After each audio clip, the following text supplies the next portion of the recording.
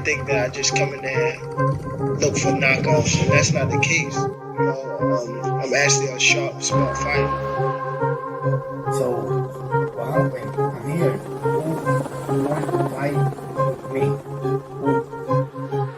I really don't care who's in front of me. I don't feel like no fighter can beat me.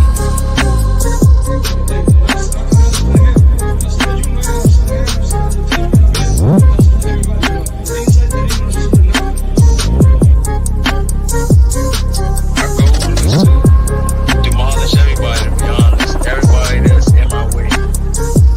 The pinnacle to any weight division is to have all of the belts, all of the titles. Body work, body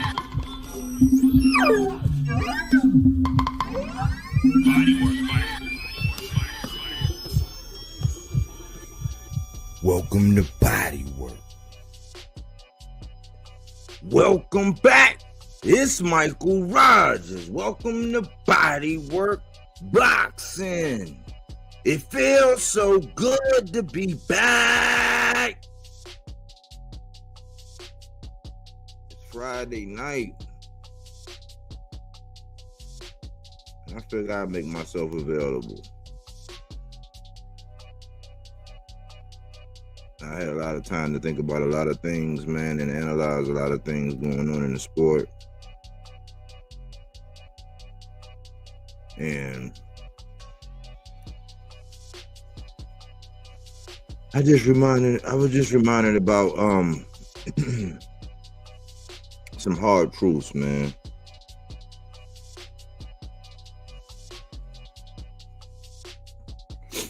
I realized that YouTube is territorial when it comes to the boxing talk. I mean, we're territorial in everything, right?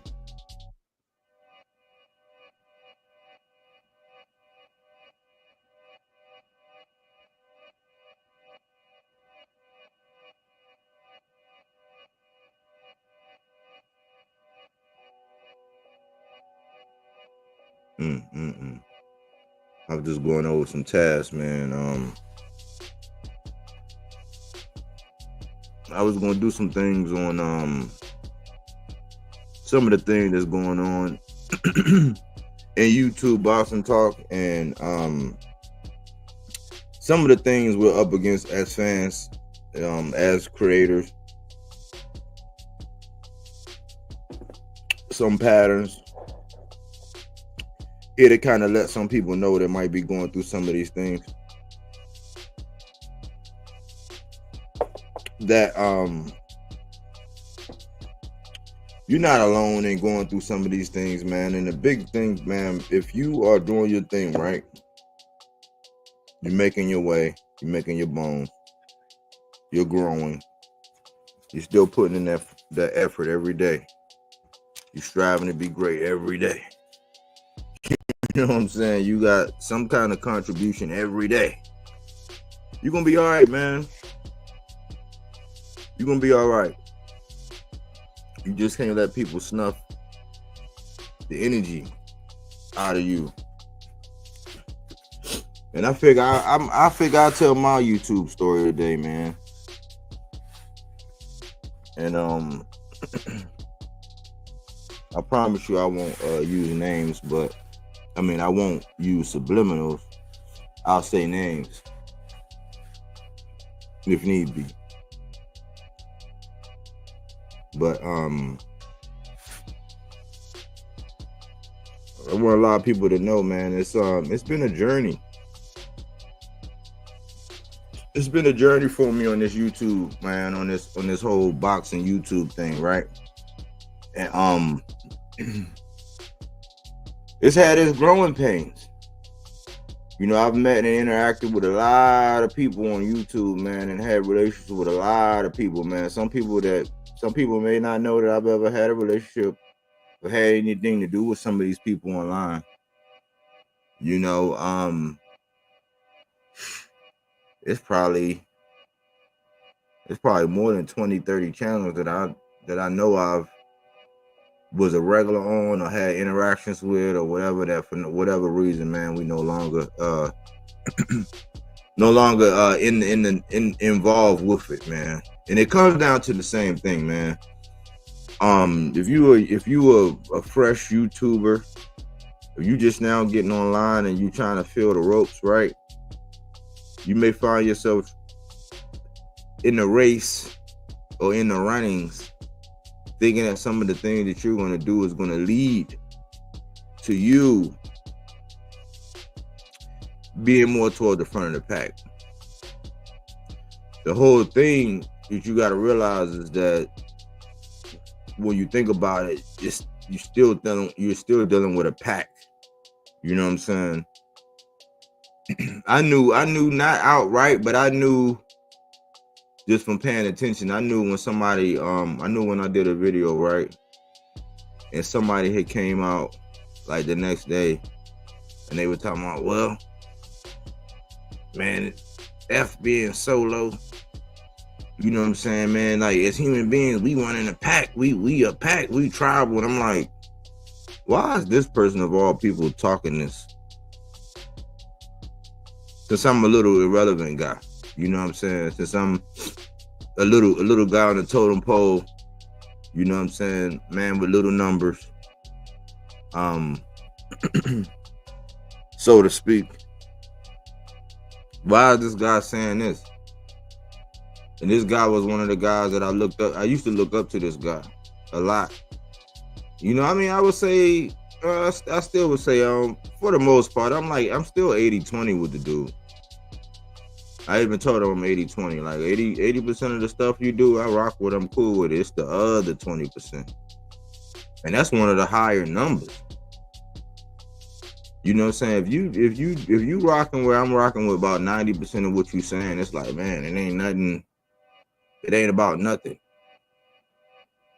But if every other thing you say I disagree with, or I have a concern with, or I'm questioning why are you pushing this or pushing that, then I start saying,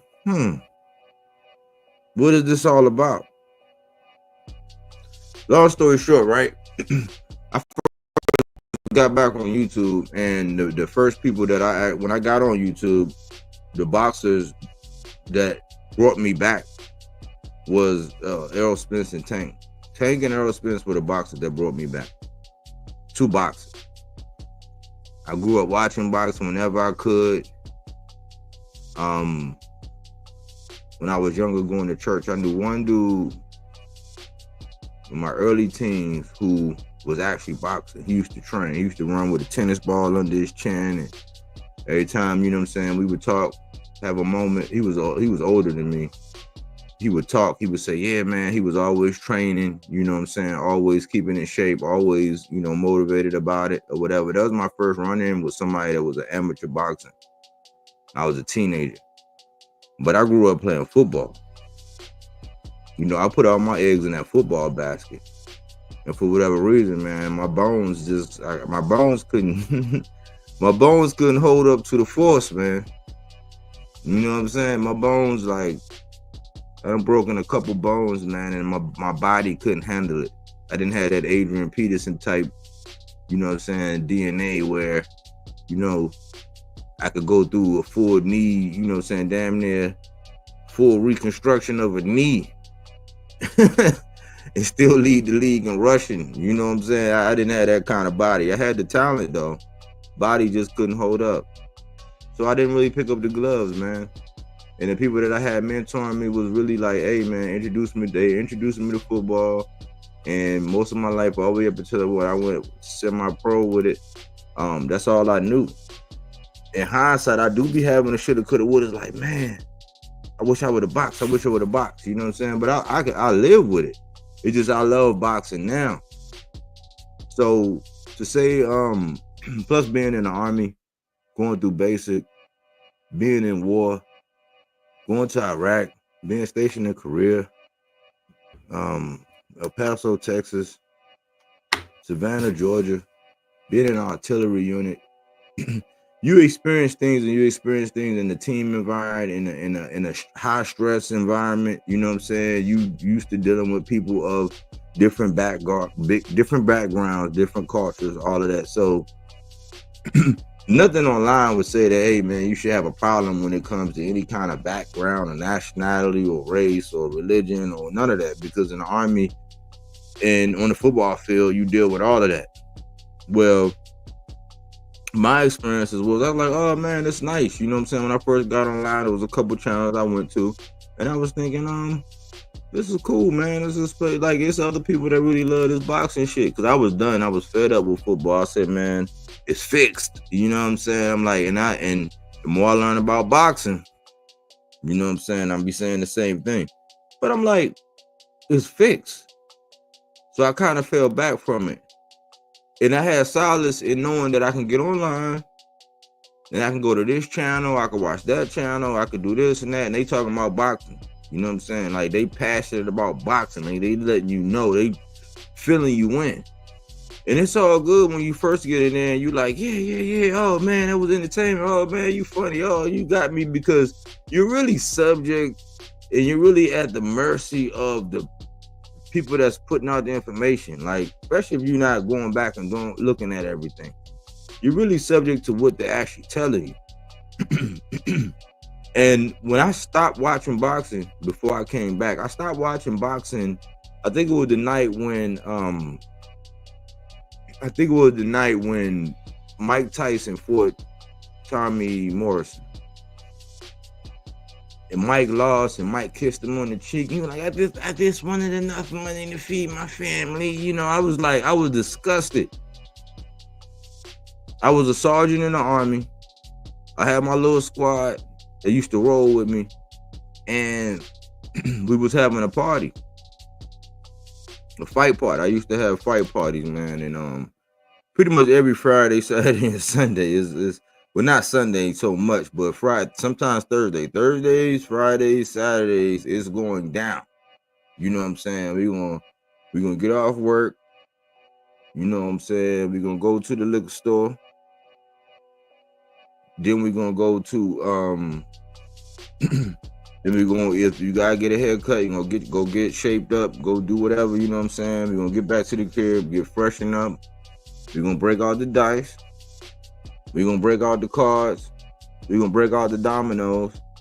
And then we're gonna try to go paint the city red.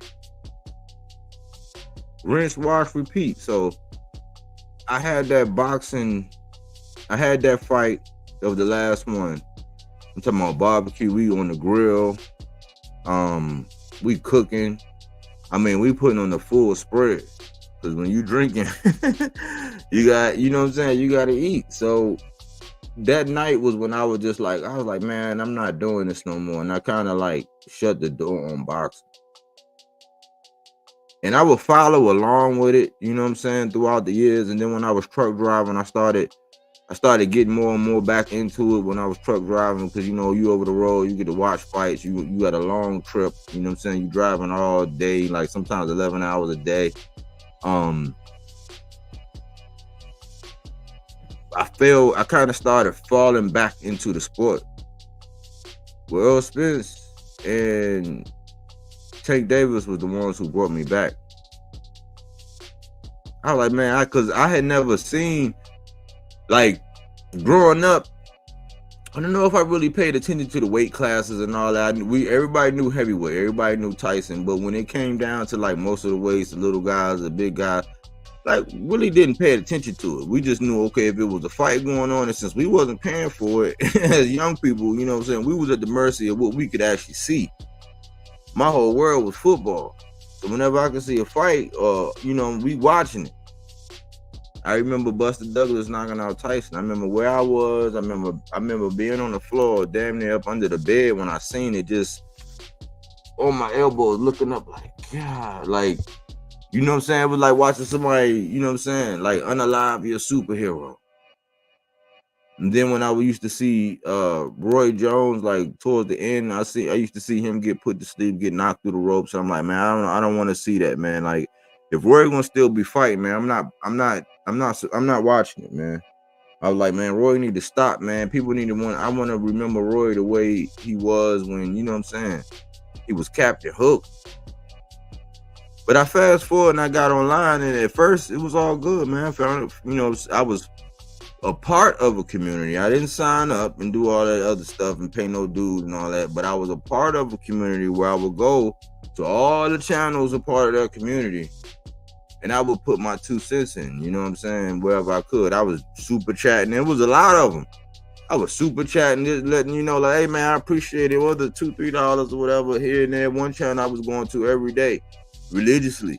Like, man, he be putting in that work, you know what I'm saying? I'm just super chatting, It was 2 channels actually. So same thing. Early in the day, I was going to this one channel. Later in the day, I was going to that other channel. And then I got to listening. And, you know, I was always one of them guys. Even when I was younger, I was always one of them guys to where I'll take your word for it to a certain extent. But I'm gonna have to figure it out. I'm gonna have to figure out if you're lying. I'm gonna have to do some research. I'm gonna have to start saying, and I started seeing some things, and I started saying, well, according to what I looked at, that wasn't all right and exact. You know what I'm saying? I see it a little different. Right. And I noticed that when this dude talked about this one fighter, this one young up and coming fighter, man, his whole stance, everything that he did, everything he said was just like, he acted so defensive. Like, I mean, almost like that was his girl. And I'm like, I never seen that. And the last time I was on there, like when I was on there, like clicked on the panel and got on there, the last time I said, I had my son with me. I pulled my son to the side and I said, he was like, you don't gotta bring your son. I said, no, I want him to see this. You know what I'm saying? We had a heated back and forth. I smoothed it over and I said, listen, man, I would never hate on the young man, like as a father with a son. I said, look, I got my son right here. I would wish the best for this man too. And show my son. I mean, I said, but I never seen you act like this when it comes to any other boxer but this one boxer. So I already knew that something was going on. I already knew that something was up, and like there was some. I didn't arrive at the whole payola. Like this dude getting paid. I didn't arrive quite there yet, but it took some time. And then I started saying, you know what? I said, man, I think I'm starting to get involved with this stuff, like in the back scenes, because the business part is where most people are lacking. Because listen, we all subject to the fights being announced. The fights being prepared, all the stuff happening behind the scenes and all that, and then the fights being announced, and we're subject to whether or not we're going to watch, we're going to buy, we're going to attend or not. That's just the bottom line. Like the stuff that people saying online and the stuff that goes on, you know, that's just the filler. That's just to get you between fights. That's just to hold your time and give you something, like keep you motivated in the meantime, in between time. It's like the snack between meals. So you have a breakfast, which is a big fight. Then you have the snack, which is people talking about it and all that. You know, then you have lunch, which is another, you know, say a decent fight. Then you have a bunch of people talking about it and what's going on and matchups and all this stuff going on. And then you have dinner, which is the real big one. And it's rinse, wash, repeat. But if you're snacking on junk food all the time, if you always snacking on junk food, if you always at the mercy, I used this example the other day, probably used it a couple hundred times before doing these videos, right? But if you're subject to somebody feeding you all the time, you're at the mercy of getting food poisoning. And my biggest claim was like, man, what's so crazy is it's cool when you super chatting, it's cool when you donating. It's cool when you're doing what a lot of people would say, oh man, you dick riding. It's cool when they think you know what I'm saying, you showing support. That's cool. No harm, no foul. It's like, oh yeah, oh thank you, King. Oh man, yeah, man, they salute, shout out to, and that's another thing, like when you don't have a channel, you get treated differently. Minute you have a channel versus when you didn't have a channel, you were just a regular Joe Blow coming in, donating and all that. That's cool. Minute you have a channel, they like, who this darky think he is about to run his own channel? He about to start bubbling, huh? Oh, you think you that? Oh, but my channel wasn't good enough. It's like, no. Maybe I have something to add to the conversation. Maybe I'm starting to see a couple little inconsistencies from everybody that I watch and see. Maybe I'm starting to see a lot of inconsistencies. And I'm starting to really peek up under it, and I'm starting to really understand, like, oh, this is a business.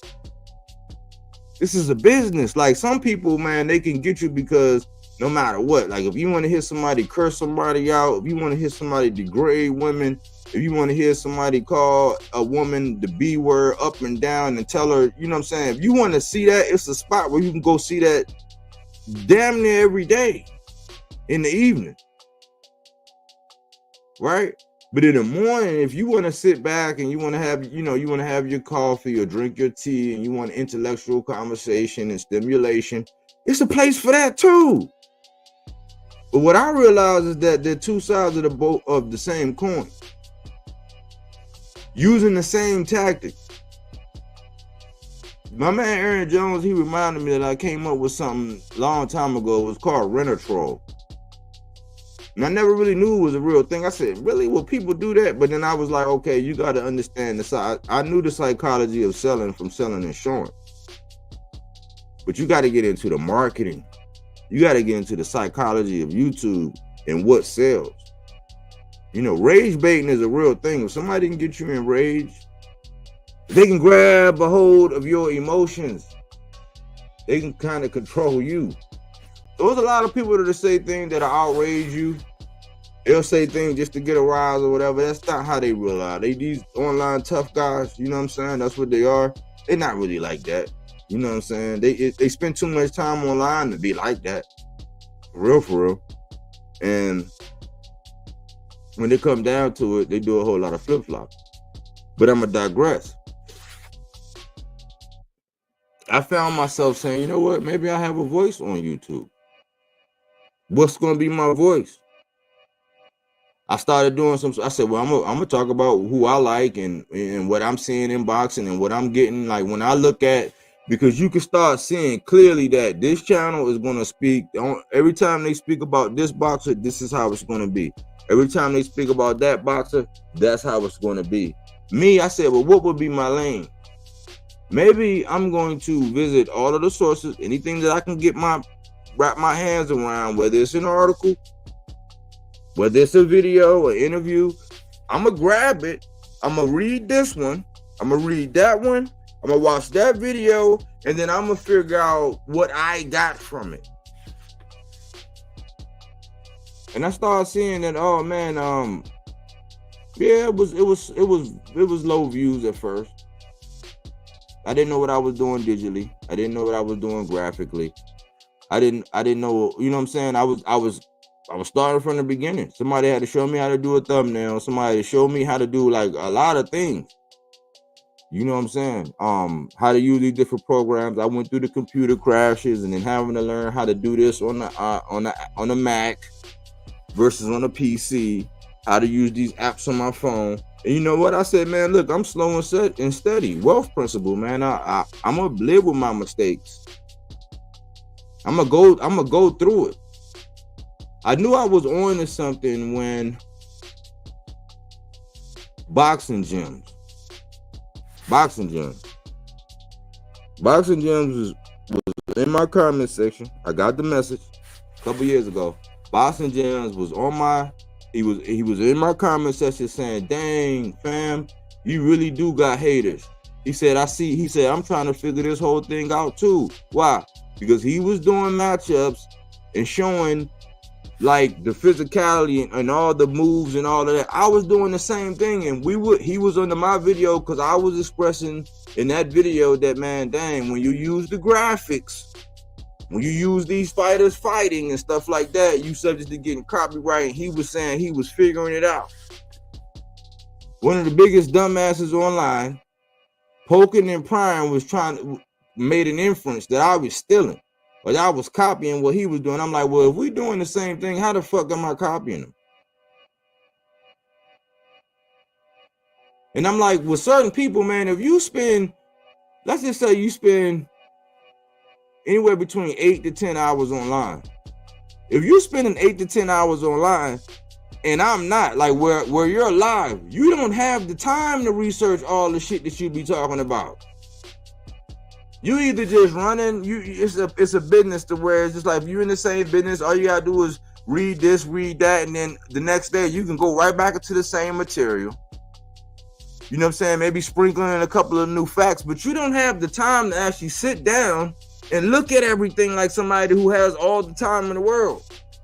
So instead of being locked in on one channel all day, every day, listening to one person, you're free. You're out and about. You might be at work, but you can listen to like 30 videos. Or you can do a course of a day. You can watch 3 or 4 fights. That's what I was doing. I was taking tutorials on how to use CapCut, how to get my graphics, my visuals like that, how to better my everything. Like, well, okay, what's this? Okay, everybody has a certain style. Everybody has a certain forte. You know what happened? Every time I linked up with somebody and I was like, okay, let's work. Let's do this. They bit me in the ass. When I first went to that body work, when that little laser thing, that little digital laser thing, I was with one of the guys. I still consider him a cool guy. I just said, man, listen, man, I can't have you like with me. Like, I'm not gonna be trying to rock with you if everything I do, you're gonna turn around and do it the same thing. It's like, no, if we're going through the process, you gotta have your own style, your own signature. That was a relationship. That wound up happening here recently too, a couple months ago. Somebody that I was rock with, somebody that I was showing the ropes with. I was literally telling this dude how to do the tutorials, how to create the graphics, how to make the videos, how to use the program, whatever little advice.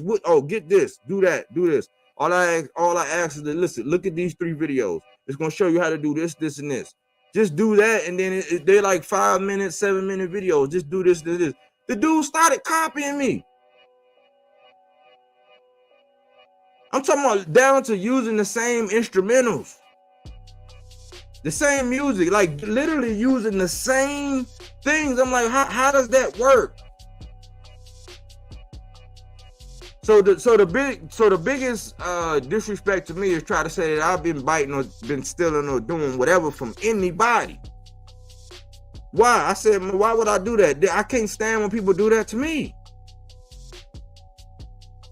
Why would I do that to somebody? And then the way I started separating myself was saying, you know what? I don't think I really want to rock with that community over there because I see what they all about. The very reasons why I stepped away, I said, I'm not going to be that kind of person on this side. But just because I disagree with you, now we at war, now we at odds, now I ain't shit, now my mama ain't shit. No. I'm not a character when I get online. I'm still Michael Rogers running Bodywork Boxing, the channel. But you get some people with some real big egos out here, man, because they got these large numbers and all that, like they just run shit on YouTube. And I'm like, yeah, for the most part, I was saluting. It's crazy when you salute somebody, you give them their praises, you give them their credit, you give them their attention, you give them money through super chats. But because you don't want to be part of their group, now you on the outside looking in. And I always tell y'all it's not a matter of if, it's a matter of when. It's just when you say that one comment that they don't like, that's when they go, up, that's it. I don't give a fuck about no more. Now you done gave them so much money. You done gave them so much bread. You just spent time letting them know, oh, man, you ain't crazy. Oh, yeah. But on this one, I disagree. On that one, I don't. You know what I'm saying? You done did all of that. The minute you disagree, now you the bad guy. That's how you get a cult-like following. I went on there the other day. I went on there earlier today. I seen this dude. I was waiting around, man. I'm like, I don't go live till 8. And sometimes I'll be wanting to go earlier, but it's like, some other people come on at certain times, blah, blah, blah. So I'm like, I'll go on my normal time. But I went and I looked in on Buddy, and I'm like, this is the one who I was like, man, I used to really rock with this dude. I went and looked in on him. And the man is doing the top 10 ducks. I reached out to the man and told him that you reaching. He blocked me. I'm like, people be saying they want to smoke. It's crazy because people be wanting the kind of smoke that they want. They want honey barbecue smoke. You know what I'm saying? They want sweet hickory smoke. You know what I'm saying? They don't want blunt force, trauma, motherfucking boot to the chest smoke. They don't want it. You realize how people be real selective between renting a troll? Like, why would you sit up here and have a dysfunctional person to come up every day just to ridicule? It's one of the 48 laws of power. Make a spectacle of everything. Why? Because more attention, more publicity, all of this, all of that, it increases your popularity. I would say my whole time online, I would probably say it's maybe 2 people I was like, well, I might have jumped the gun with cutting them off. It's probably 2 people. Might have jumped the gun with cutting them off, but like shit happens. It was several people that jumped the gun with cutting me off, but I realized, man, like I was trying to tell y'all the other day, when it comes to this online shit, right? What we have done, because we're a microcosm of what's going on in society. What we really have done is what we do is we learn what people have done to us and the crazy shit that people do to us, right? And then we put people in positions to enact those same very things on them. When I was talking about Bun Diddler, who did he learn from? Andre Harrell? Russell? You know what I'm saying? And so when you have these people, especially these older people online who they kind of know it, they kind of business savvy, they know how politics work, they do this, they use and they manipulate people. Ain't nobody, why somebody got to come sit on Santa Claus' lap? Why can't you be appreciated from afar? Why gotta be some privilege for you to co-sign when you run around taking everybody's shit? When you want to. And you'll use your microphone to try to say this person's doing that and doing this, but you don't have the time to really research it. And you're the other side of the same fucking coin. It's the good cop, bad cop routine where somebody's coming out and they're saying something polar opposite to this person, and there are splinters of that. Let's make some money. Let's make some money and debate this. You know what I'm saying? Knowing that it's all bullshit, knowing that whatever they standing on, they don't agree with it.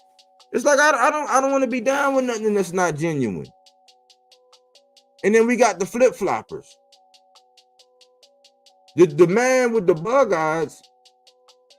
I was one of the ones when he first was on. I was on there saying, man, this dude is a genius, man. He's really funny, man. Like, he's animated, like, you know what I'm saying. He's entertaining, like, you know, like he looks. But then something happened, man. He changed. You knew when the message, and I can see it on all of them, all these guys. At some point in time, man, when that check hit and they start getting these orders and they start enacting these things, it's because they got paid, and it's an agenda. I'm like, well, some people that's saying, look, man, we already know what's going on. Don't piss on my head and tell me it's raining. But some of us see it for what it is. You talented, but we know you on some bullshit when you say that, man. We know where you trying to go. And I had it out. All of these guys, I talked to these guys. I messaged these guys. I had a back and forth with them. I wasn't no coward just hiding and just getting online, just, oh man, just running my mouth. Like, no, I was like, no, because I'm that type. I'm like, well, if I have a problem with somebody, I'm going to actually let them know first. And how they want to deal with it is how they want to deal with it after that.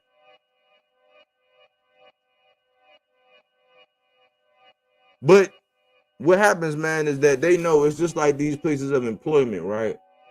A lot of places of employment, they thrive off of what we call turnover. Like, they thrive off the fact that they're going to be like in truck driving. Let's just use truck driving. There's so many over-the-road truck drivers that's so sick and tired of being over the road for whatever reason, whether it's being away from their family or, you know, they finally put too much money in the truck, or, you know, they health problems because they haven't been working out. Now they need to be somewhere where they can make these doctor's appointments, and whatever reason, they're coming off the road every day. They're coming off the road every day. There are local truck drivers who know that there are over-the-road truck drivers that are coming off the road every day. So what they do is they'll say, oh man, oh, they'll offer you this crazy rate per mile. You know what I'm saying? They'll offer you a wonderful rate per mile coming off the road. As soon as you come off the road, you'll get that. You know what I'm saying? That's that blue magic. They give you that blue magic. They hit you that drug. You're like, oh man, I can get used to this. And guess what they do? A month later, a month and a half later, they say, hey man, listen, you can still work with us. I'll still work with you. You can still do this, but I found somebody, man, that's willing to drive this rate. I'm willing to drive. They're willing to drive this rate they're willing to take this same load on a regular schedule, but they're willing to take this rate. So I'm gonna need you to, I'm gonna have to, you know what I'm saying? You can still do it if you want, if you can beat this. And you're like, oh no problem, man. No, it's okay. I understand, man. Just look out for me. Oh yeah, I got you. So they knock you down. Then you're like, okay, cool. Then they come to you like a month later, like, listen, man, I know I came to you like a month ago, man. I know, man, but it's crazy, man. This guy, he's willing. I can't pass this up, man. You know how business is, man. I gotta take this rate right here. Can you do it for that? So then you're knocking yourself down again. That's what happens. That's the turnover in the trucking business. So that every elusive carrot on the stick, I'm gonna get off the road, get with this local company. It's gonna be peaches and cream. That's not really reality. It's you can do it if you get on with the right company and you have a full understanding and everything is locked in stone. But the fluidity of the business doesn't dictate it.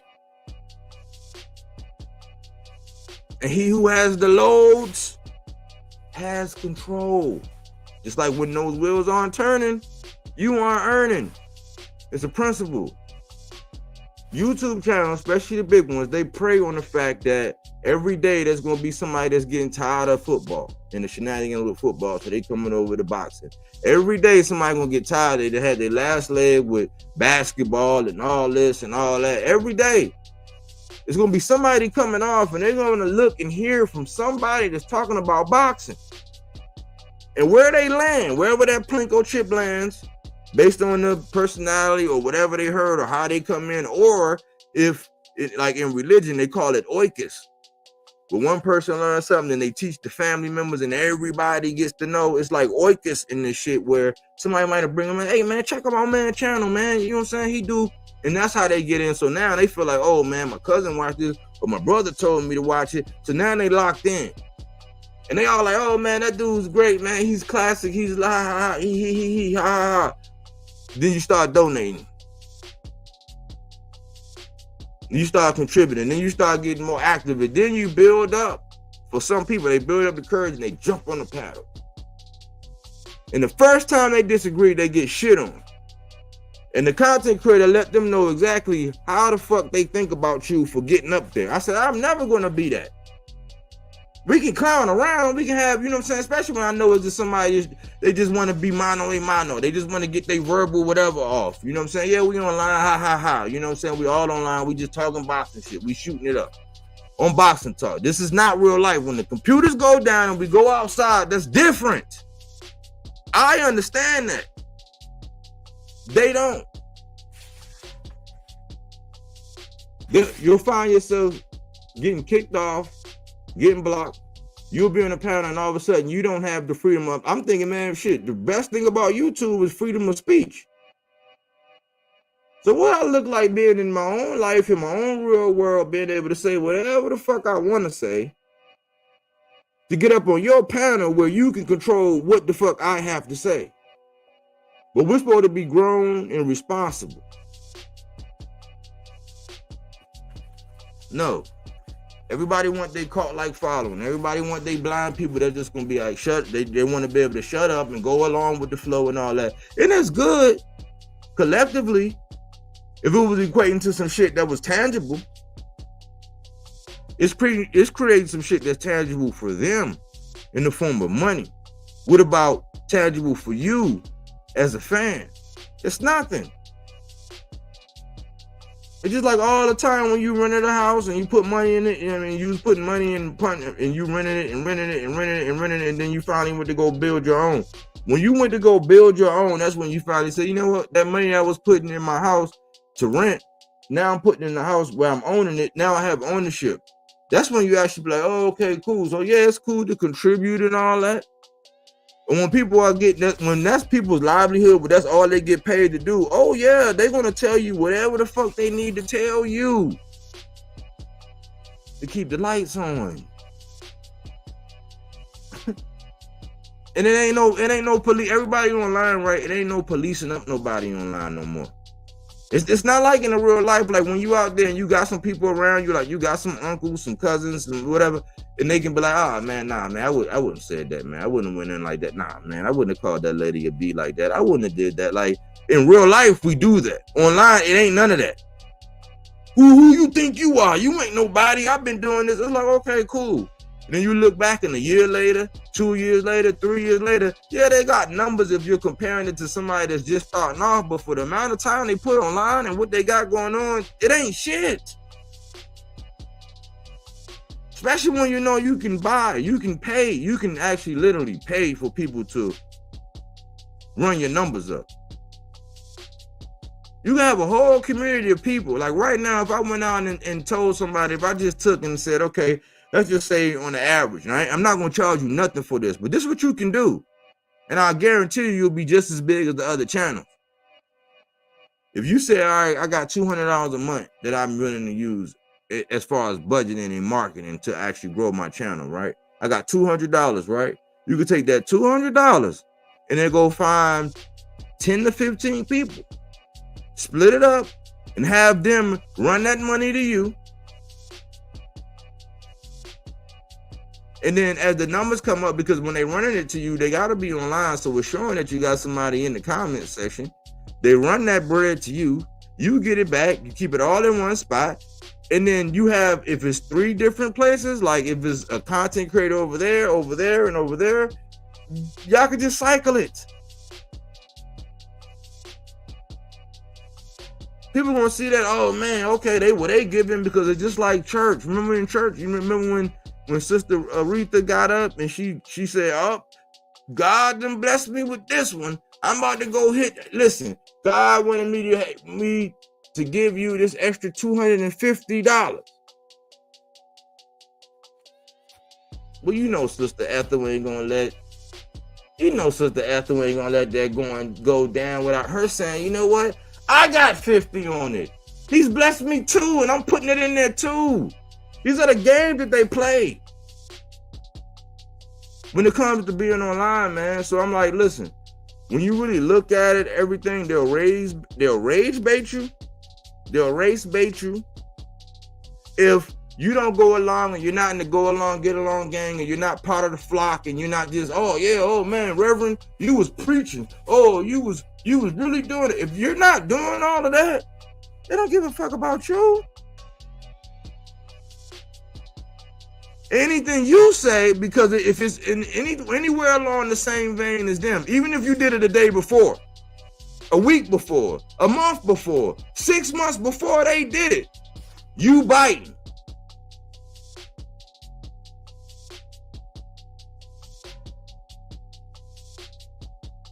I knew I was doing something with this dude, and I be seeing him. He be popping up on one of the biggest channels on YouTube. We was doing a segment.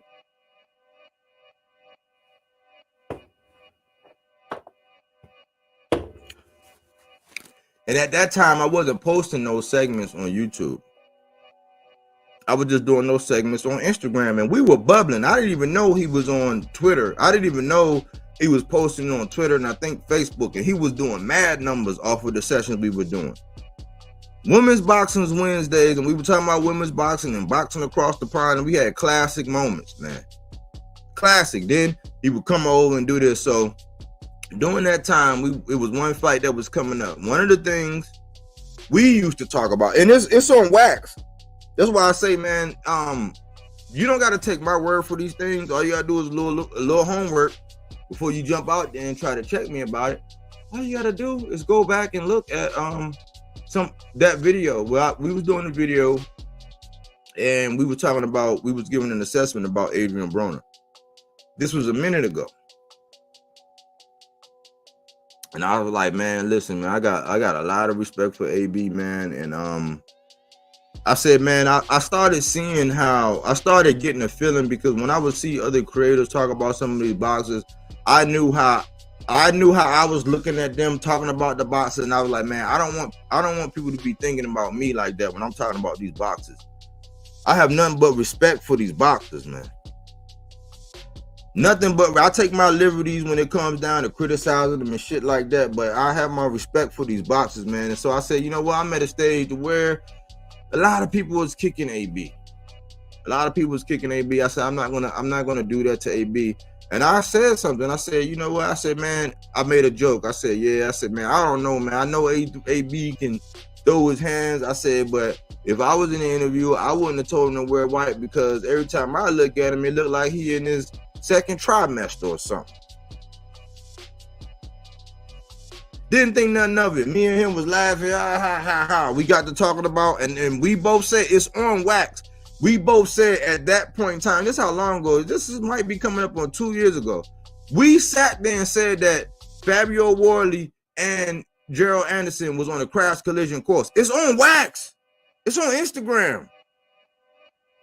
Just like that comment about Adrian Broner looking like he in his second trimester. That was on there.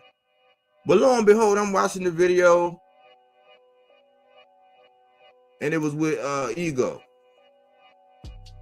He's like, oh yeah, man, it's all good, but man, AD, man, he be looking like he in his second trimester.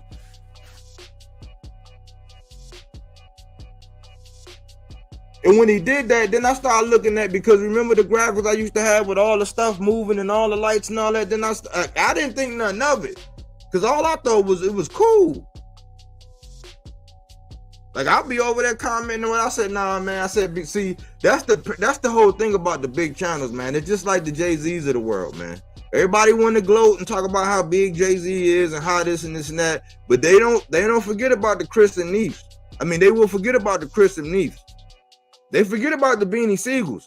They forget about the Memphis Bleaks. They forget about the J. Coles, the Kanyes.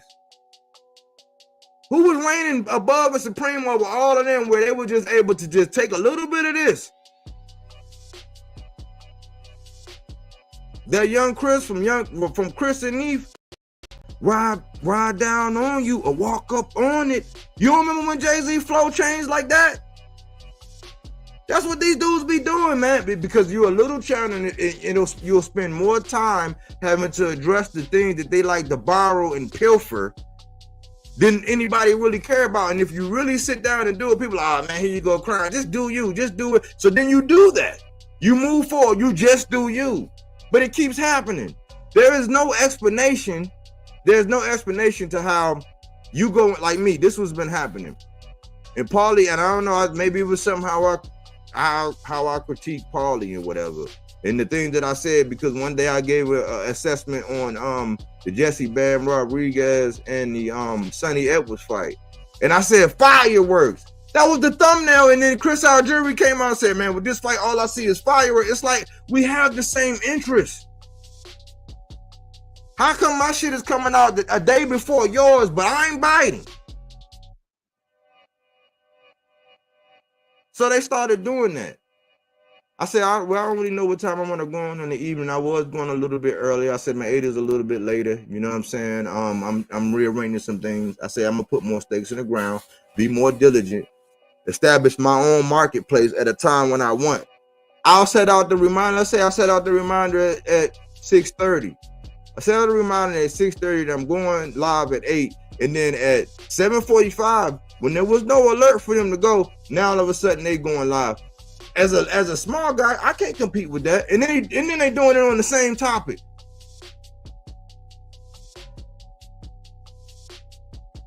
I went over there. I was talking to the Najee. I was talking to him. I was just over there the other day. I went on there twice. I went over there it was about a month ago, and then the other night I went on there. I super chat the channel. I was like, listen, man, ain't nobody doing it like you doing in this game, this and this and that. The other day, I posted, it was about 4 o'clock. Then I'm going live at 8. The thumbnail was already on there. Run it back. 7:15 with the same thumbnail. Run it back. Going on at 8. He not on there every day at 8. I'm like, are these the games that we play? Like, so I can't say nothing about that. I'm a whiny poo if I say something about that, right? It's just like, no, man, like, there's a bunch of tribalism going on, man. And even when people, because my man, he's starting to do interviews. He's starting to get people into the basket. He's starting to funnel people in. It's a comfortable environment. He's starting to have smoke sessions. He's starting to get hate.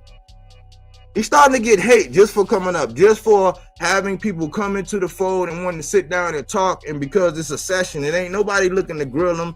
It's just a comfortable environment where you could just talk. Ain't nobody trying to hit you with no trap questions. They're going to let you speak and talk and do whatever they want. It's just like when Blair was on, we was on there talking with Blair, and Blair said something, and you know, being the biggest Tank fan, Blair said something about Tank. I didn't jump all down Blair's throat about that. That's Blair's perspective. But I'm seeing my man, he's starting to get a lot of hate. A lot of people saying, scoffing their nose and what, yeah, but he's just, why are you worried about the little guys? Because this is dog eat dog.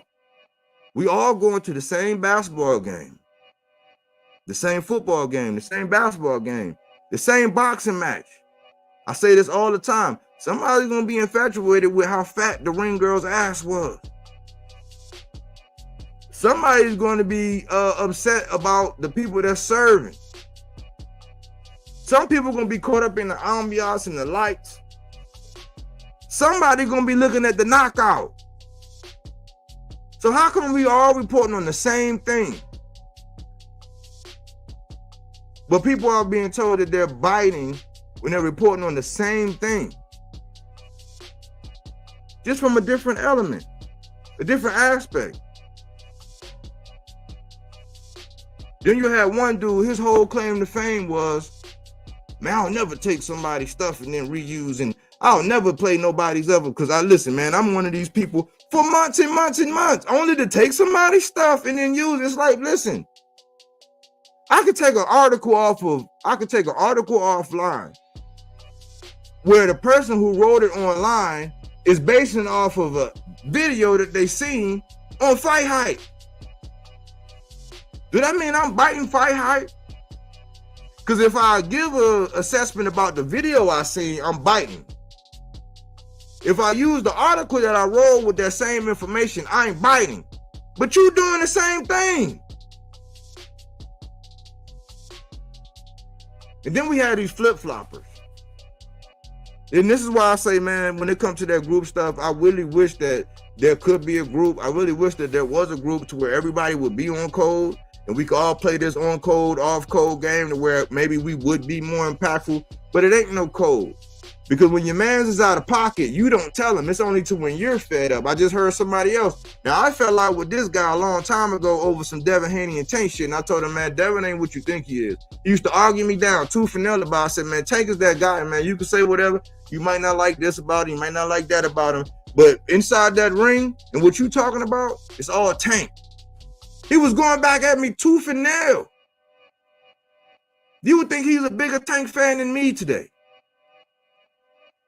But it's pride. So now he just like, at some point in time, man, when you don't want to deal with the lies no more, you just gonna have to, if the people you gonna be around gonna be sitting up here telling these lies, at some point in time, you gotta get out of there. No shit, Sherlock. But it's because it was when you was ready to say, oh, you know what, I've heard enough. I've had enough. That's how they all are. If you're not gonna go in there and sing kumbaya and donate and subscribe and yes, yes, yes, and yes, yes, yes, and never disagree, they're gonna love you. Like cook food. The minute you be like, oh no, hold on, man, you a little bit off today, OG. Oh, well, fuck you, get off my channel. We gotta stop playing this game, man. And the big channels, they know when they doing it. They know when they doing it. Other one, I always say that this, like, now look, this is a microcosm of how it is in this area. people right now, this is how crazy it is. And this I'm gonna tell you, this is gonna make this analogy really, really good. Up here in Maryland, right? I was born in DC. I was raised in Landover. Graduated from Lower High School. I went to the Army in 17. I got out when I was almost 25. I stayed in South Carolina for a little while. I moved back up here, coming up on 8 years ago. And I moved to Baltimore, which is totally different from being down there in PG County, down there in Landover or DC. Totally different. We look at Virginia, totally different. I was doing HVAC, going all around the DMV, like everywhere, like the true DMV, like going all around. I might start off in Baltimore, go to Virginia, land in DC, go back to Virginia, end up in Baltimore. Like it didn't know, might be in Chantilly. It didn't matter. All over. All over. Right now, and this happens every time Tank has a fight. Right now, every time Tank has a fight, Gary Russell comes out, and that's his whole claim to fame. And that's what people use. Him just shitting on Tank.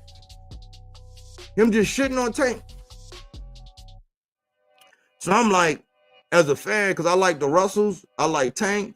You know what I'm saying? Some parts, like, because there's some part, one part I was living in on Southern Avenue. You could walk across the street, you in DC. You walk back across the street, you in Maryland. Danny Boys, right up the hill, like all that. Like I grew up in that area.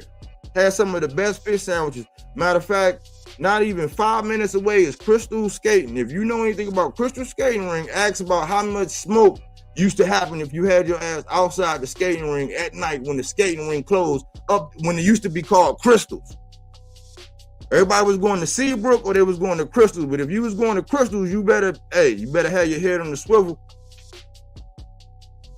So I'm divided. I'm living in Baltimore. I rock with Tank, but I like the Russells. It's like, well, since YouTube has control of it, whenever they talk, they're going to weaponize whatever Gary say against Tank and make Tank, who you're not going to hear back from it about, and make or allow his absence to allow them to keep going.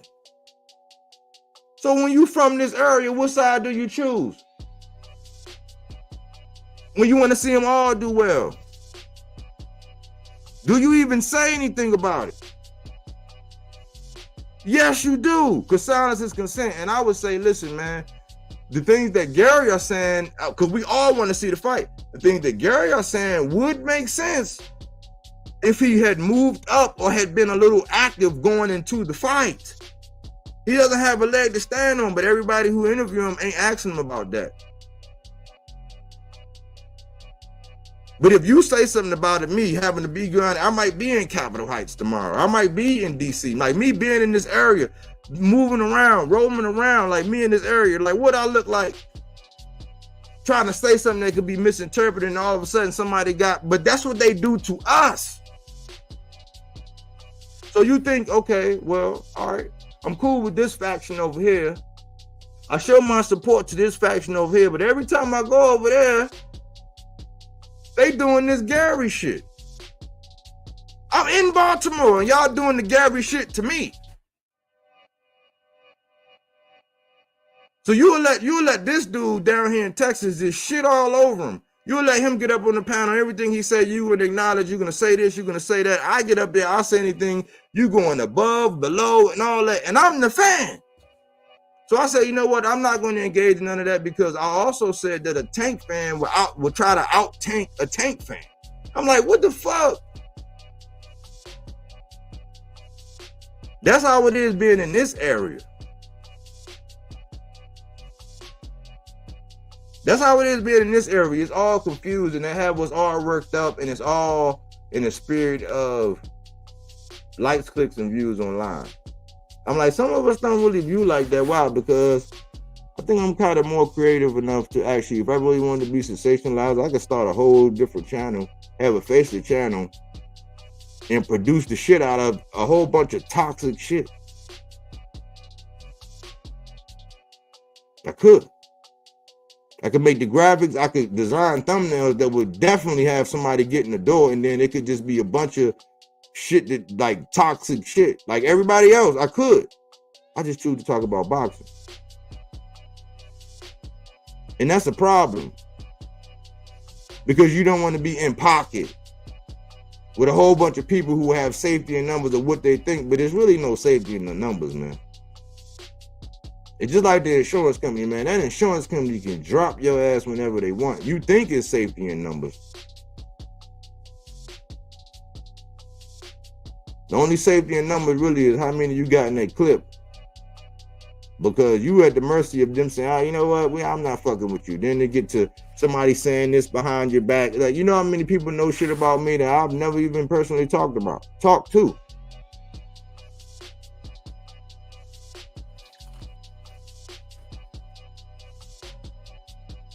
There's been, I don't know, there's been one dude, he was over there from Philly. He was over there before he even had a channel. I would see him on this other channel say, man, you know what? I used to be one of the ones say, man, you funny as shit. You really do the breakdowns. You do this, you do that. You really need your own channel. The dude got his own channel and started acting bougie.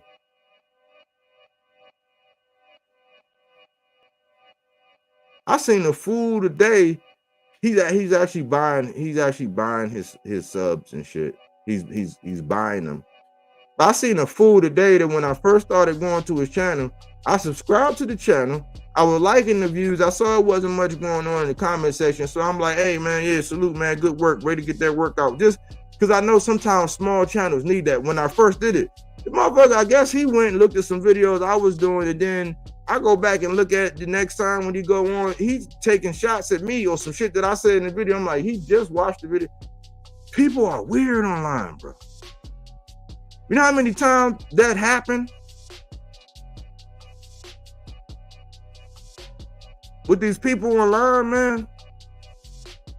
I'm trying to get y'all to save some time, man. And y'all can't be believing that everything that good ain't gold, man. There's a lot of people that think that it's safety in numbers. But guess what? It's just like, think about what's happening with the Bun Diddler, right? So you trying to tell me that all along the line, all these people that stood around, that had witnessed, all these people that's coming out now and talking about it right now in real time, right? They're talking about it now. Why wasn't they saying it? Why wasn't they saying nothing when he was doing it? Because they needed to wait until shit hit the fan before they actually said something. So how many people you got around you? How many people is on these channels just dick riding and glazing and putting on knee pads, knowing damn well that the people that they rocking with, they ain't about shit. They just waiting for shit to hit the fan. And when they do it, they're gonna run back a timeline that's out of this world. They do it all the time. So when they get mad, then they say, oh yeah, because I remember 6 months ago when you said this, I knew it was bullshit then. But you sat around and you co-signed it. You co-signed it. You co-signed it. You was in agreement with it. You didn't say anything about it. You rock with it. Cause shit ain't hit the fan yet. And that's what's happening. Like, I'm like, why would it have to go down to one person putting out a suit for all these people to come forward? That's why I always say on my channel that silence is consent. My bad, y'all.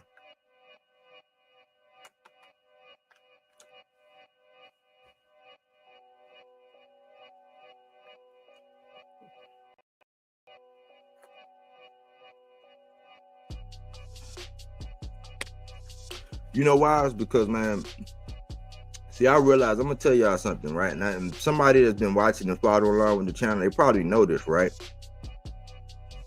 When I went over to Korea after doing my first, I had re-up, right? It was like at the end of my 3rd year. I re-up and I took an assignment, an 18-month assignment to Korea. So around when my first term was over, I was an E5 promotable. So in 4 years, I had made it up to being an E5 promotable. I was just waiting on points. So I go over to Korea, you know what I'm saying? Wild young man. You know, I went in at 17 now. Was turning 18 in December that year. I went in August that year when I was 17. I was turning. They let me go in because that year in December, I was turning, December 20th, I was turning 18. They let me go in. When I got over there to Korea, I just started hanging out with some people, thinking I was grown. I wound up getting a DUI. When I got my DUI, it was like I lost 2 ranks. Cause they bust me down to an E4. I was just waiting on points. Do you know how much, like, when you talk about power and control, do you know like how fast I was tracking, where in 5 years I was getting ready to be E6?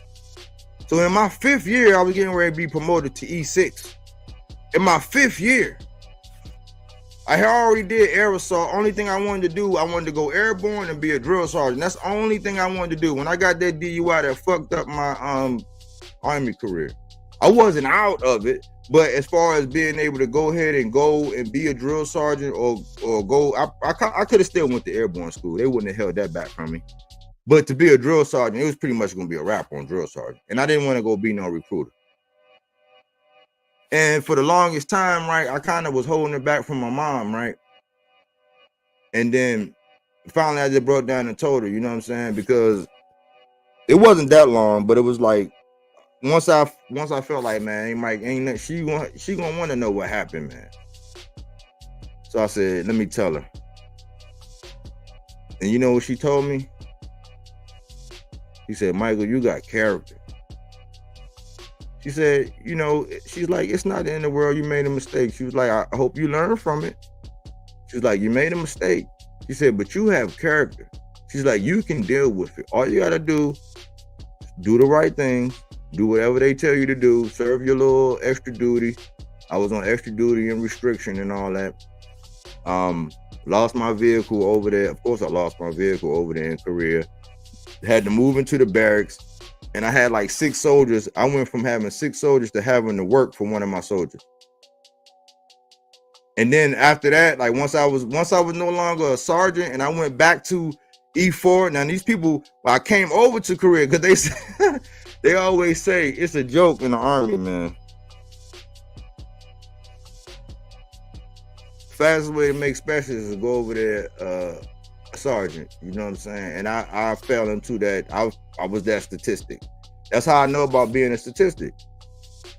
But it was funny because when I went back from being a sergeant to being a specialist, everybody was trying me. I was over there in Korea, man, with a ratio of women and men. It was crazy. I don't know what it was. It might have been like 32-1, or it was some crazy number where it was not that many females. You know what I'm saying? Like, it was not that many females over there. And the minute they saw, oh, he ain't a sergeant no more. And then the soldier I was working for, he would try me, and I'm like, man, okay, you know what I'm saying? All right, you know what I'm saying? It was a taste of my own medicine. As far as dealing with the consequences. Just dealing with the consequences. I ain't hold my head down. I went right back to the board. I wound up being in Iraq when I got promoted again to a sergeant. So I had to go to the board when I was in Iraq. So I got demoted in Korea and got promoted in Iraq. That's character, man. So it's like, it's not nothing that nobody can really say online, or nothing that nobody can do online. All this flexing everybody do because everybody's so big and so bad and so tough and so gangster online. Like, it's not that. It's not even about that. Most people come here talking about that boxing, man, and they want a place where they feel like they could just be themselves. They don't want to feel like they got to agree with you about every goddamn thing. They're not going to like everything you say. Y'all can agree to disagree and move on. But I say that to say this. I've always been one of them people to where if I got a boogie in my nose, I want you to tell me. If I got toilet paper on the bottom of my shoe, tell me. I'm not going to scoff my nose up at you. But a lot of y'all, I see it. I see it now. A lot of y'all will go around from panel to panel, from group to group, you know what I'm saying, moving all around. And when it comes down to actually saying something that need to be said or trying to steer somebody right, you so I can't even say scared. You're so unwilling to deal with the consequences of looking like an outsider that you won't say nothing until shit hit the fan. And then you look real crazy when shit hit the fan, and then all of a sudden you got all of these times of when you saw some funny, some fishy shit. You know how they say, you know how they be saying, man, look out for the red flags? We real good at doing that when it comes to relationships, right? We not so much online, though. No. It's like we kind of got to clean it up, man, because really, it ain't nothing for us really to be hating on each other about. And some of the shit that we got going on online, man, it's really like high school. It's like high school. It's like a big ass high school. That's what it is. It's a popularity contest.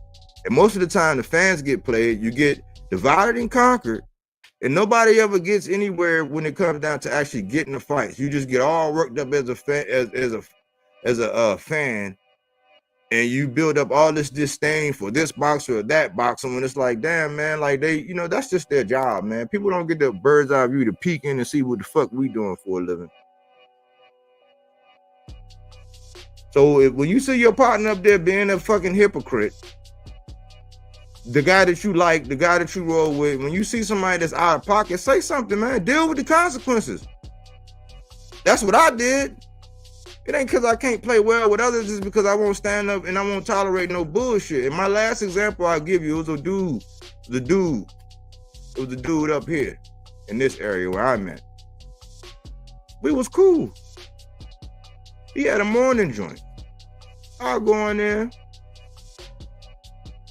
And when the Fulton Anyway stuff happened, I would go in there, and sometimes I'd be driving, so I couldn't chat right away. So I would be in there, so I would hear him before I could actually comment, because I wasn't stationary. I'd probably be on my way to work or hands tied up. I couldn't get to it. So he'll be in there, oh man, body work, man. Oh yeah, man, because body work say the Anyway gonna do this to Fulton, man. Yeah, because body work, man, you got to take that up. Just using it. I'm not there. Well, I didn't comment yet. You don't know I'm in there, but I didn't comment yet.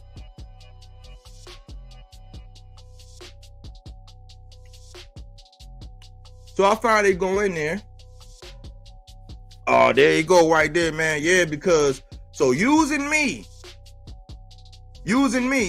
as the guy, because you're affiliated with all these Philly guys. So using me as the guy that's saying that Anyway is going to do this to Stephen Fulton. Right? So I'm like, well, yeah, I mean, I think so. And I said, man, my reasoning is, I said, man, every time I hear Stephen Fulton, he keeps saying that Anyway is a hype job. When I hear Greg Hackett and him, he keeps saying that the dude is a hype job and he's going to get exposed. I'm like, man, if you want to sit up here and tell me, even at the point in time when he was getting ready to fight Fulton, if you're going to sit up here and try to tell me that Anyway is a hype job, how much should I value your opinion? That's when that's the second time I really started saying, you know what, when people are too close to these camps, it really ain't no real effectiveness unless you got something specific, not towards the boxing conversation, but something specific toward the fighter. It really don't help asking them no real questions, man, because they're in the camp.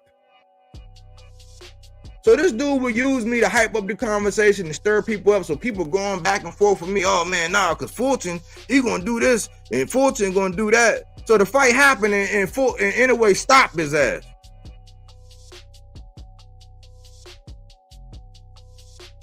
So that day, I go in there. Well, what you think? What you think about what I said? Was I right? Was I right about it, y'all? Did Anyway do his thing? Oh yeah, man, you did, man. I think you and such and such was the ones that was saying, I'm like, man, come on, man, stop that bullshit. You were using my name to jack your chat up and stir shit up the whole time. But then guess what? After that, right?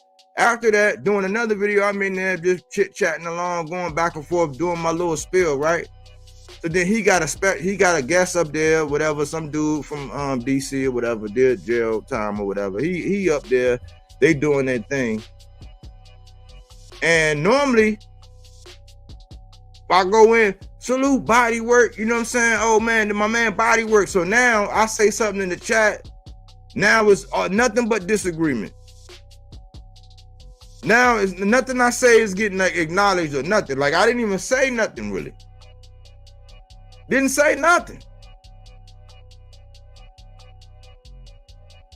But then I use, oh yeah, because and then use some shit like, and this is how I know people be, I don't know what people be thinking or why people act like this without actually having conversations, man. You know, a lot of things would be nixed if people just had conversations.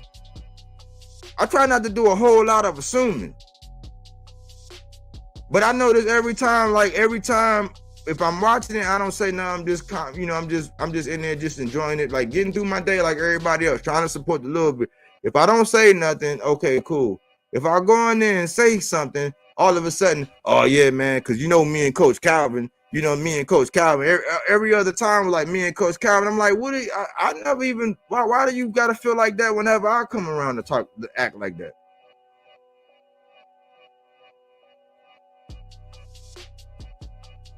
I know Coach got a lot going on. I used to do what I used to do for them because I thought that the message around them wasn't right at certain point in time. I thought that certain messages needed to go out. And I'm like, look, man, it's too many people that's around that they probably think somebody wants something from their camp or whatever. I'll just support from a distance. I'll be one of the people that's saying what needs to be said, you know what I'm saying, online to give people a different perspective. I don't gotta be part of the entourage. I don't want nothing from y'all. I'm part of the team from a distance. But that's how people get. There was another dude, he crossed over from Instagram to YouTube. And when he was on Instagram, I saw how he moved. He would message me, I'm about to start my YouTube thing up, man. About to get my YouTube going. But I was like, okay, cool, man, I'll rock with you. He got over on YouTube, man, hey, support my channel. Kept sending me the link. And this before he had 1 iota of videos. 1 iota. But I seen how them boys got down on Instagram, and I said, oh, y'all one of them, man. Whereas y'all get on a panel on Instagram and it be 3 of y'all, and when somebody say one thing y'all don't like, y'all be on that jumping and ignoring and getting all loud and belligerent. But then since you coming over on YouTube, you branching off on YouTube. Now people supposed to just be like, oh, you on YouTube. I'm like, I made it a point to myself. I said, I don't give a fuck how big you are. If you're that kind of person, and what do I see? I see him and Zab jumping people. I'm like, what be the purpose of going over there to go do what? To go get what? To start boxing drama? Why would somebody want to come interview you and all you want to do is just shit on them? Or try to railroad them into some negative area or spark some shit? Like, everything don't need it. Now, if it happens organic and it's on that person's mind, okay. But I don't want to be affiliated with nobody like that anyway. But it's real strange how thumbnails, subject matter. I'm the guy that I didn't have Sabril Matias to sit down and interview with. I had the articles and I had whatever was floating out there to go by. But I was creative enough to put stakes in the ground for the guy and get some traction. Only for the shit that I'll be putting out to be used in the interviews to sit down like a flex.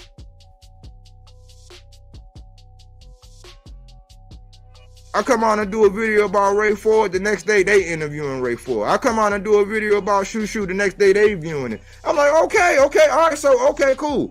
I can't play in any reindeer games. Okay, cool. But don't say I'm biting.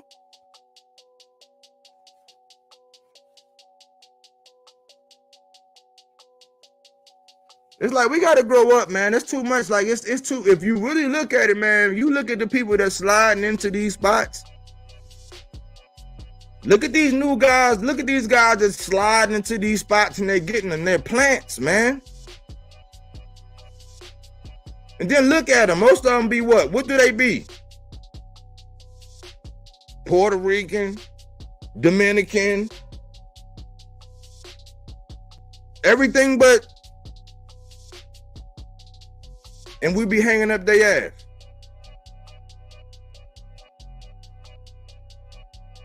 Some people just want to talk boxing, man. If you're going to sit down with somebody that got invested in, like sitting down talking to Zab Judah about Devin Haney, it's a wrap.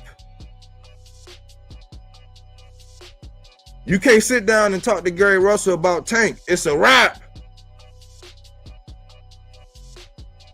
So why do that? You can't go certain places. You can't go on TBV and say nothing that's going to be contrary to Devin. It's a wrap. That means people don't want to talk about boxing. But they'll bring up those toxic, them topics to make shit toxic and get it going back and forth, which I admire. I say I'm in class every day. I learn how to spin shit. I learn how to spin shit around. I'm learning how to do all these things. But I'm like, do people really be wanting to talk boxing? Because when I say it, I'm biting. But then when your pastor said, oh man, it's 100% gospel. Then, oh, I'm not going to sneak this, and then you sneak this. Oh, I would never use somebody's material, and I would never do this, and then you're using people's words and terminology. It's like, just stop it, man. Just be you. Everybody, we can all look at the same goddamn video.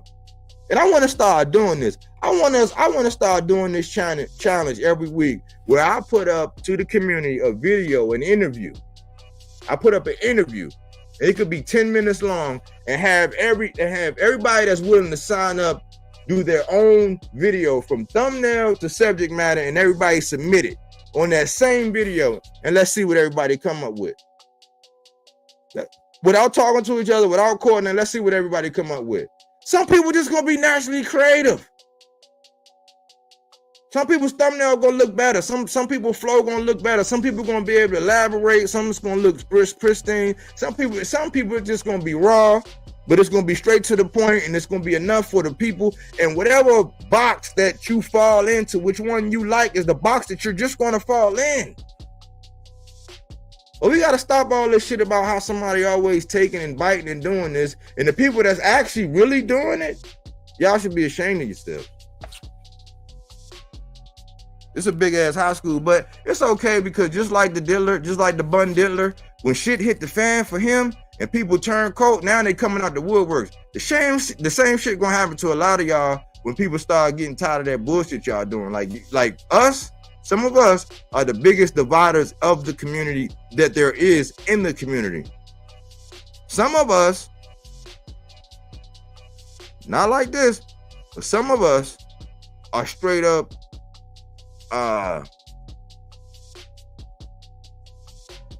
what rhymes with rage? It's you know what I'm saying? Some of us are straight. We do it covertly. You use it, you know what I'm saying? And we'll sit around. People like myself will sit around and we'll see it. We'll acknowledge it. We'll say something about it. And we're made to feel like we're wrong to say something about it. And you push it, thinking that it's just online. Thinking, oh man, it's just online, man. It don't mean nothing. Like, no, you shaping people's minds, man. You putting ideas in people's heads. You're perpetuating a lot of things, man, that would not be perpetuated, because I believe that, man, when you got a certain amount of people watching you, you got a responsibility to those people. You know what I'm saying? You got a responsibility, man. Like, yeah, I mean, if it's straight up entertainment and you know that if you just put fiction, okay, just start putting fiction on the front of your shit. No harm, no foul.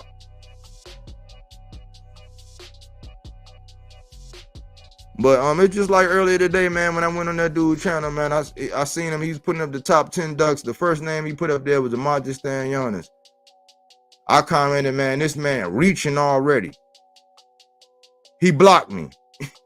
It's another dude. This dude subscribed to my channel. I seen him over here before. The dude subscribed to my channel. I seen him doing a live earlier. I ain't know what it was. It was like a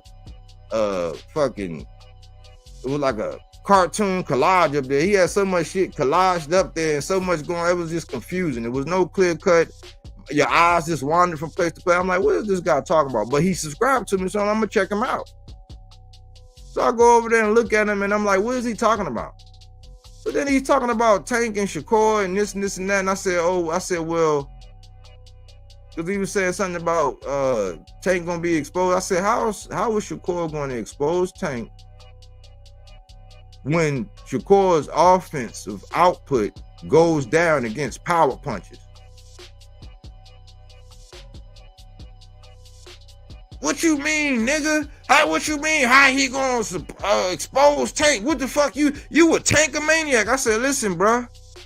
Is it not a fact that when Shakur Stevenson fought a power puncher and Edwin De La Santo, did they set a record for offensive output?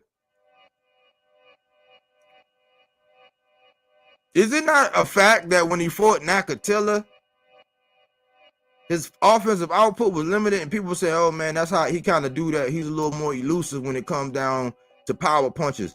That's not a dig at Shakur. All I was stating is, you can't say that somebody going to expose somebody whenever they get in the ring with somebody that's a power puncher, the little offense that they do have, because they're known to be a more defensive fighter, the little offense that they do have is going to decrease. So then he started getting belligerent, and that's why I say, put a link in the chat, nigga. What you mean put a link in the chat, nigga? I said a real link. What you mean a link, man? You hear me talking about this shit? I said, oh yeah, you just yapping, man. But that's what I said. People come online with that just to arouse rage bait. Like rage bait, talking about my opinion matters and all this dumb shit. But when somebody actually trying to address you, first of all, you realize that, see, it's crazy because what I put down wasn't all caps. And I said, I asked the question, how is Shakur going to expose Tank when his offensive output goes down against power punches? Question mark. His reaction was, what you mean, nigga, exposed? So, if you really want to talk about boxing, and you wasn't on some nonsense, you would have read the question exactly how it was written. But that's really just the mind state of the person that's actually reading it and putting this information out there, to where when they don't got shit going on, they get out there and they just start saying shit. I call it the linguini method. They throw a whole bunch of shit up on the fridge and they see what stick. Those are two examples. I said one dude was reaching for putting Stanionis out of all the people, one of the most inactive fighters out here, doing the PBC scrum for a fight, and he's number 10 on the list, and I say this man reaching already and I'm blocked. People don't be wanting that real smoke. They play like they do. Then you say something about them, and every other video they about to have a goddamn nervous breakdown, or they always pissed off or whatever. You see how some people just never happy? Never. I'll be like, man, there's a lot of boxing going on, man. Like, what about Richard Hitchens? What about this? What about that? I'll be trying to point out, like, man, we got some shit we could be getting happy about. Keyshawn about the headline, oh man, fuck him, he ducking Devin. Oh man, Tim Tszyu, he getting racial. Oh man, fuck that, he ain't good as his father. Oh man, Earl Spencer's coming back. Oh man, Spence need to retire. It's like, well, goddamn, what are you out here talking boxing for? So I'm firm in my stance, man. There's no shame in my game, man. I've given a lot of people props. I've super chatted somebody who did not know me, and because they were talking to somebody else, they sent me the money back. I said, I ain't never seen no shit like that. This was like about coming up on 2 years ago. So I was like, I know they talking, but what could they be saying?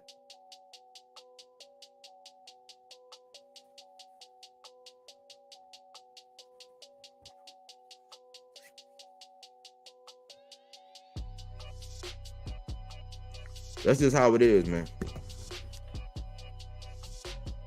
So I got a lot of more examples, man, but really it don't really make no sense. I'm just letting you know, man, if you a content creator out there making content, man, don't be like these fools, man, that just say anything for some for some attention. And if you don't have a clear lane, a clear-cut lane of where you want to be and what you want to do with aspirations to branch out and do this, and this, you're going to be a victim too. It's not a matter of if, it's a matter of when. Trust me.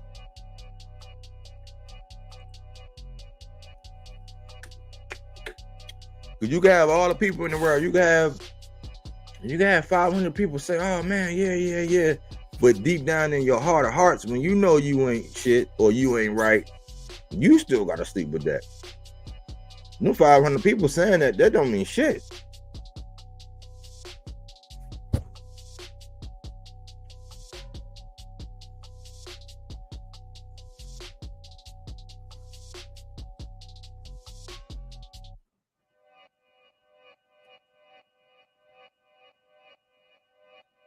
Salute Body Works. I would like to ask you a question on your panel though.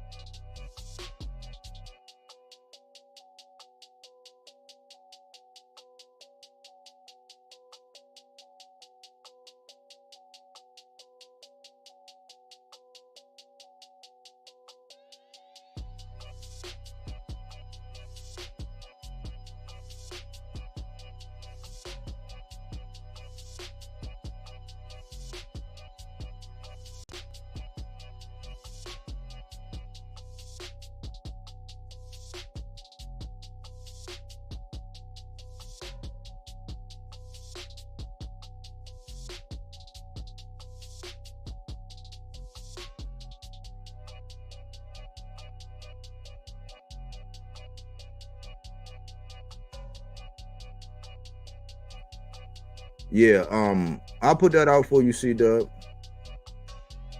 Let me do this real quick. My man, I think my man getting ready to go live, man. He got a good interview. I want everybody support the small guys, man. Support the guys that's coming up, man, that's really doing the work, man. Just from the love, man. Like, fuck what a hater say.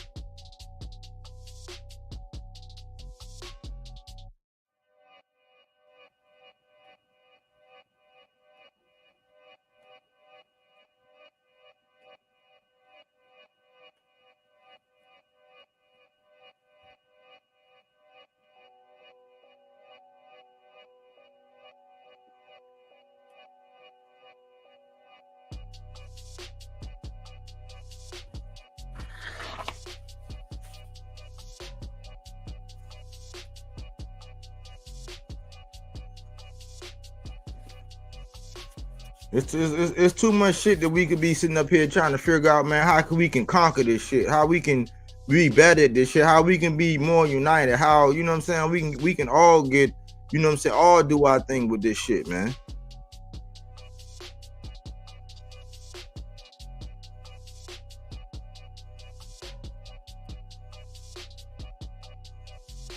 C-Dub, what's up? What's up, man? Salute. I'm just gonna make it quick, man. I didn't want to go all night with this. I've been hearing you, man, and you said I wanted to ask you when you say you first got back, got on YouTube. You said Tank and Spence was your motivation to do it, right? Was your name Michael Rogers, or was it a different name when you came online? It was Michael Rogers. Oh, okay. All right. Because I wanted to know, because just like you say, because it happened to me with, when I start asking the tough questions or something like that, they always call me a troll, or am I weird, or have that happened to you? That's what I wanted to know. Yes. That's exactly how it happened, right? Listen. I'm gonna tell you one of the biggest ones. I was just like, and this is why sometimes I have a hairpin trigger when it comes to people, and then sometimes I'm like, oh, when you older, just sit back and just let it play out, right? This is why, because it was one of these channels, right? They had a group where it was like 2 dudes and a female, and they was on there, right? And they were talking about recreating Black Wall Street. And I said, oh man, I'm on my way home from work. And I said, see, this is why I like them. I said, I don't agree with everything, but they were talking about recreating Black Wall Street. And I said, see, these are the kind of conversations that we need to have. And I said, man, I was daydreaming. I was on my way home. I said, man, damn, what if we could redo Black Wall Street? And I said, being militant minded, I said, man, well, you know, if we don't have a military to protect it, they're just going to destroy it. So I like the idea, but we got to think about being able to protect it, because if we don't have anything to protect it, we'll be building in vain. You know what they told me? You know what they called me? What they call you? A monkey. Oh, hell no. You a coon, you a monkey. See, look, every time you the guy when black people trying to have a picnic and all that, you the one that's just running around. I said, hold on, man. I said, but I knew they had been watching my shit. Like, and see, that's the thing. I knew they had been watching the content I was making or the things that I was doing. I was just little. I was Michael Rod. You still see that channel. It's 18 subscribers. It's 18 subscribers on it. And all I did was say, all right, I'm gonna start. Because I said, if I keep going down this vein, I'm gonna have to cross over to what I'm gonna be anyway. But it was the same thing. That was just the beginning. I went from Michael Rogers to bodywork, and that's it. That's all I've had. I don't have all these fake ghost things and all that. That's it, right? And I said, they must have seen some things that I was saying, even when I was just a little channel. But I'm like, I felt like, damn, man, that's how they do it. I was like, man, you can't even bring nothing to the table unless you're just a cosigner.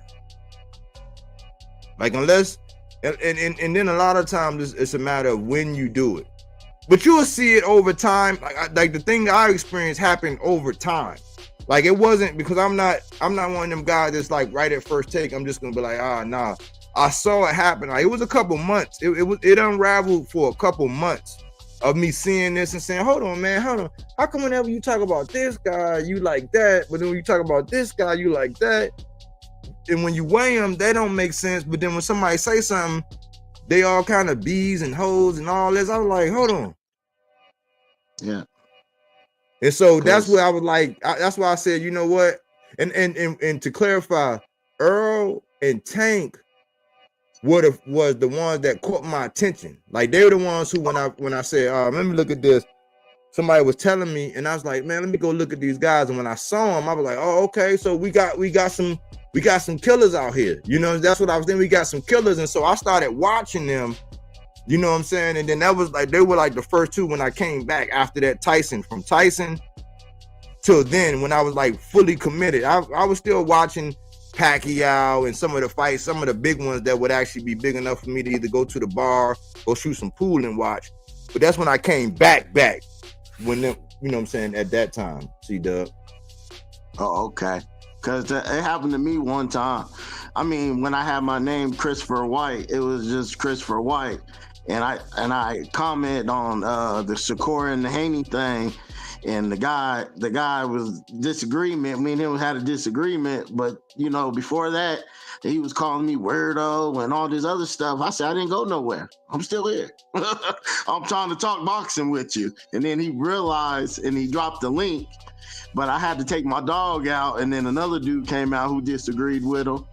And I was like, man, what's up with all the names? Like, we trying to talk boxing, or you just, you know, mad because, you know, I didn't, you know, I look at trolling like, you know, I talk about the guy, you know what I mean? Talking about you know what I mean? And yeah, and being disrespectful, you know what I mean? I wasn't disrespectful.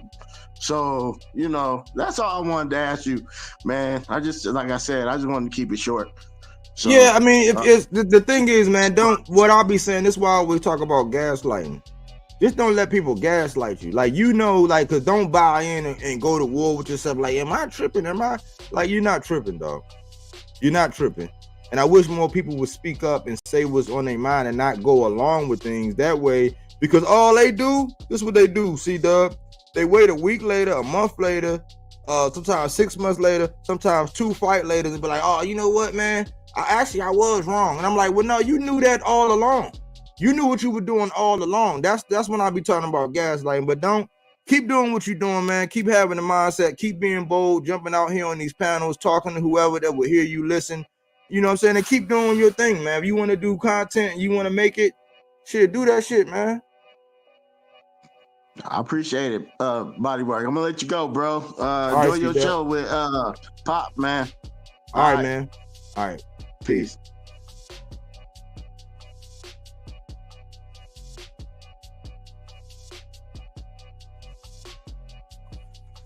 Well, that's it, man. That's all I really had, man. I appreciate everybody who you know, came through, man. Salute to his twin, Bodywork. Salute, man. This is just really event session. I was really hoping, man, but they don't do that. It's a lot of A-sides out here that be saying, oh man, I'm this, I'm that, I want all the smoke, I'll just pull up, I'll do all of that. It's like, yeah, you know, if you know you got a problem with me, man, and you know where I'm at, you can pull up.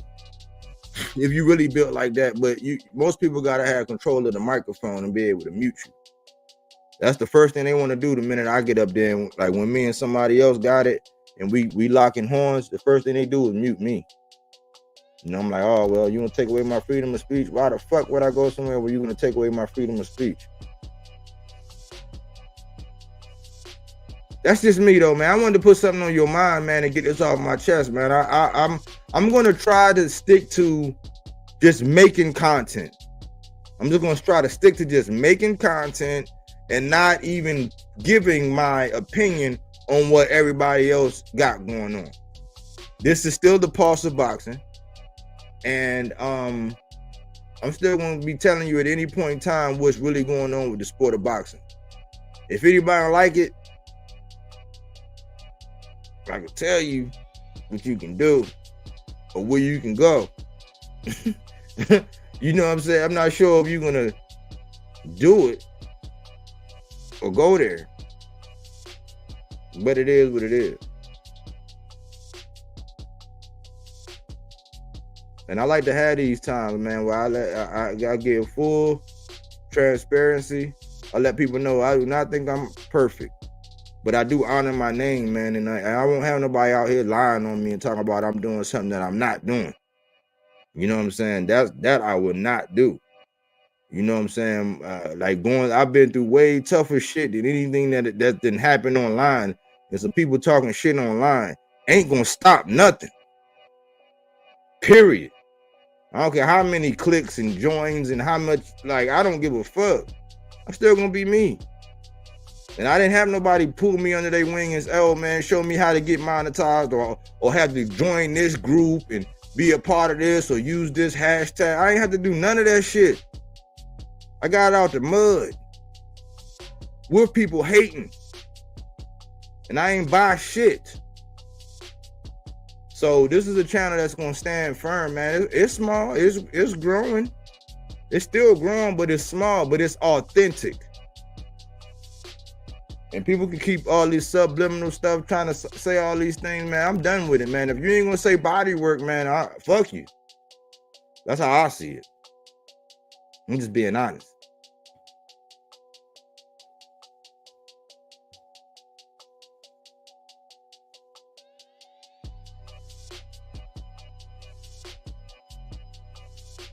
Anyways, y'all, thanks for choosing Bodywork Boxing. But we don't take things for face value. We do that body work. He didn't want to box. He wanted to actually prove that he could punch with you. He was like, what the fuck is this nigga, right? Oh, okay, you want to go to sleep. You tired.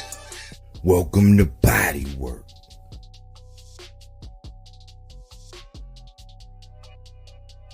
He didn't want to box. He wanted to actually prove that he could punch with you. He was like, what the fuck is this nigga, right? Oh, okay, you want to go to sleep. You tired. Welcome to body work.